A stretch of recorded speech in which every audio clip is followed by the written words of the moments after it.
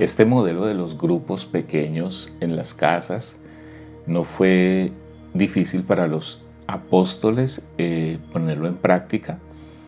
Por una parte ya lo habían vivido con Jesús y sabían los efectos positivos de esta clase de encuentros, de esta clase de relación que se tenía caminando, hablando y siguiendo todos los días a Jesús.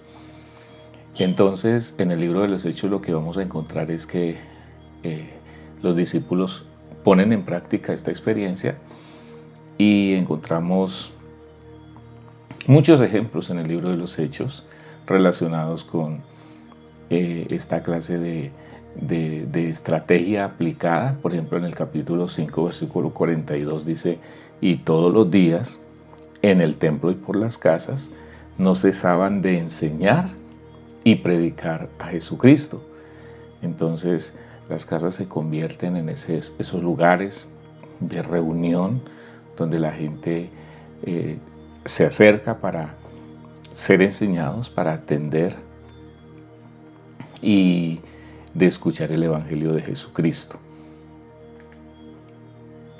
En el capítulo 2 y versículo 2 de Hechos dice: y de repente vino del cielo un estruendo como de un viento recio que soplaba, el cual llenó toda la casa donde estaban sentados. Observe por favor que no está hablando de un templo, un lugar consagrado para reunirse, sino en la casa. De hecho, es el lugar donde Jesús celebró la cena con ellos. Es una casa que ha sido consagrada de alguna manera para esta clase de reuniones, pero allí es donde el Espíritu Santo también visita, en esa casa, dice el versículo 2, a los apóstoles que estaban esperando esa promesa que Jesús les había convocado a esperar. Les ha dicho que no se fueran de Jerusalén, sino que esperasen la promesa. Curioso, no están esperando en el templo, no están esperando en un lugar especial, sino que lo están haciendo en una casa. Las casas se convierten en lugares especiales, preciosos, de encuentros maravillosos. Mire lo que dice la palabra del Señor en el capítulo 16, versículo 32 y 33 de Hechos. Dice: y le hablaron la palabra del Señor a él y a todos los que estaban en su casa, y él, tomándolos en aquella misma hora de la noche, les lavó las heridas, y enseguida se bautizó él con todos los suyos. Bueno, estos versículos tienen una situación precedente, y es que Pablo y Silas están encarcelados, y a la medianoche ellos están glorificando al Señor con cánticos, con himnos y orando al Señor. De repente las puertas se caen, las cadenas que estaban atándoles les sueltan, y el carcelero, viendo que toda la cárcel tiene las puertas abiertas, se iba a quitar la vida pensando que todos habían huido, pero Pablo le dice: no, aquí estamos, no tiene por qué hacerse nada. Entonces él le dice a Pablo que qué hace, y Pablo le dice: cree en el Señor Jesucristo y serás salvo tú y tu casa. Y entonces se da este evento precioso en horas de la madrugada. ¿Qué es lo que sucede?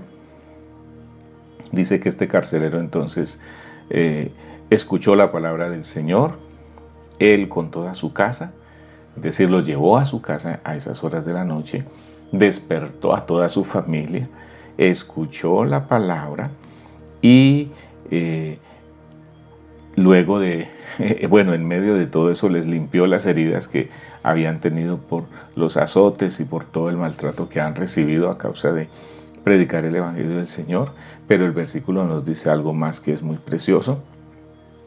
Dice que tomándolos en aquella misma hora de la noche, les lavó las heridas, y enseguida, pareciera que fue en la misma noche, se bautizó él con todos los suyos. La pregunta es: ¿dónde? Eso sucedió en la casa del carcelero, del que cuidaba la cárcel. Así que las casas tienen unas experiencias preciosas que contarnos, y en el periodo de nacimiento de la iglesia, la casa se convierte en el lugar más normal donde viene el Espíritu Santo, donde se celebran esta clase de ceremonias que hoy son exclusivas para celebrarse en los templos consagrados para reunirnos. La hora, medianoche o más tarde que la medianoche, casi en la madrugada, ellos escuchando la palabra, un poco de cosas que suceden en las casas y que son muy hermosas. Entonces, quiera Dios animarnos y quiera Dios despertarnos.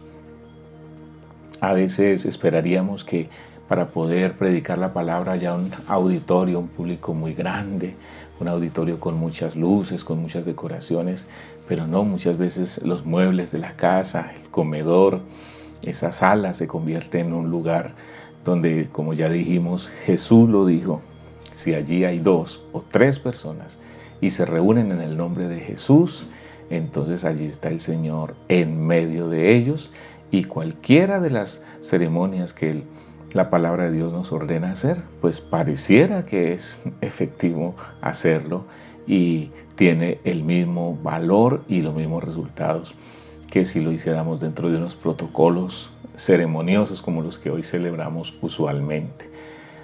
Permítame una vez más orar y decirle, Señor, que nuestras casas, que las casas que se abran de nuestros amigos, vecinos y familiares se conviertan en lugares de salvación, se conviertan en lugares de predicación, se conviertan en esos templos donde tú, al reunirnos en el nombre de Jesús, estás en medio nuestro.